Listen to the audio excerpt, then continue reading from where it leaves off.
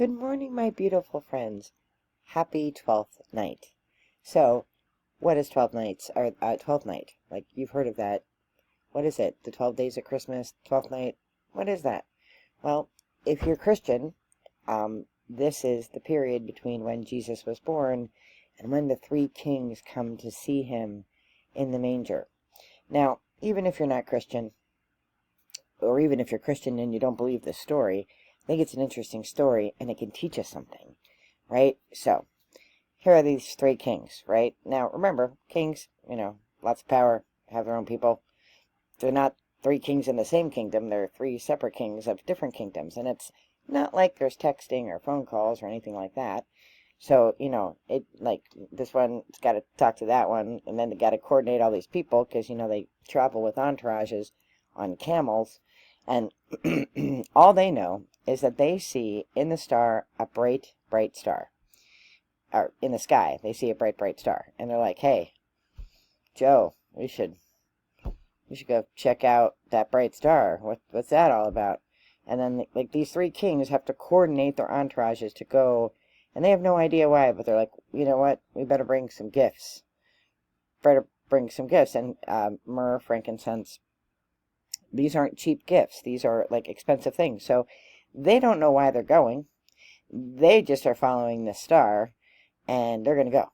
And so they get on the camels, they take all the people, and they travel through the desert. And then they get there, and it's a baby in a manger. And they're like, wow, that is something else. So, what can we learn from that? Well, sometimes spirit, your higher power, whatever you believe in, sometimes you go on a journey and you have absolutely no idea why. You don't know what's being asked of you. You just know that you're supposed to go, and that you're supposed to take your gifts with you on this journey, and eventually, you're going to figure it out.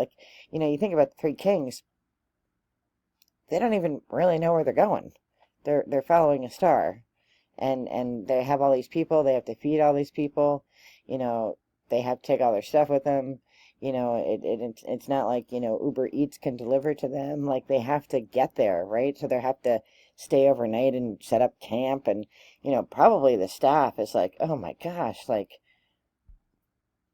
what is Joe doing? And they're probably talking amongst themselves, the staff, what's your king doing? I don't know. What's your king doing?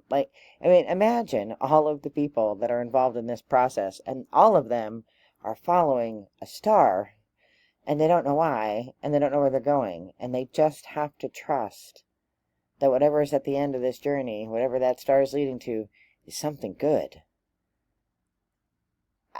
I don't know if I would necessarily be on board. My little rational human brain would be like, where are we going? What, King Joe? What is this all about?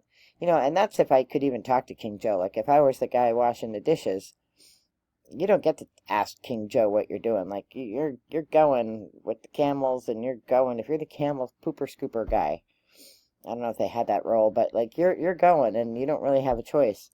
And then the higher up you go in the chain of folks who know King Joe, I don't know if King Joe's the kind of guy you can say, hey, what are we doing? What kind of wild goose chase are we on here? So they go on this journey, and then they get to a stable, and there's a baby.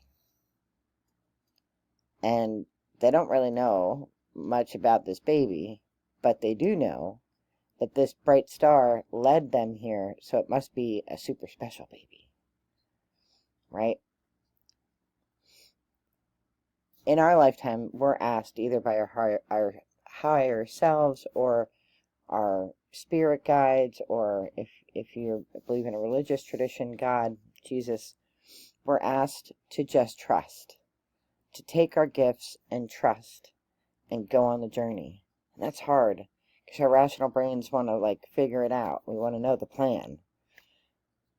But we just have to kind of go with it.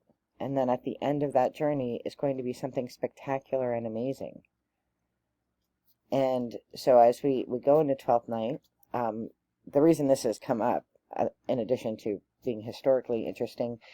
A few of us who play in different bands get together and form a little mini pipe band, and we play for an event called 12th Night that's held at one of the churches in Allentown here in Pennsylvania.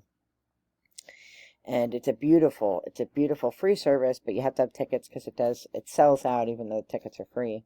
And it's a choir and an orchestra, and it's theatrical, so it's acting and stuff, and they have a giant peacock, and it's based off of the 12th night tradition, I think in France and other places, where they would have these big royal feasts and reenact the 12th night events, I guess. And we're not in the sanctuary for most of it. We play the pipes at the beginning. We play the pipes again halfway through, well, 3/4 of the way through. And we're just a tiny, tiny part of it. But it's such a beautiful service. I'll link it below. And it just made me think, as I'm sitting there, watching these actors, and I was just thinking, wow, can you imagine just like getting on your camel with all of your people and following a star? I can't get, I can't get my students to, or my kids or my coworkers or my friends, I can't, get them to do like something here next door to my house. And these kings have to get this whole entourage of people moving through a desert to follow a star. And how faithful they were. So whatever it is you believe, whatever it is your tradition is, or whether you believe this story, if you're Christian and you believe this story or not, I think it's a good lesson about faith and about focus and about acceptance, that sometimes there's things in the world, in the universe, that we may not know everything about, but we should still do anyway. And discernment is always the key to success. So I am wishing you all the very best in light and love. Be well. Take care. Bye-bye.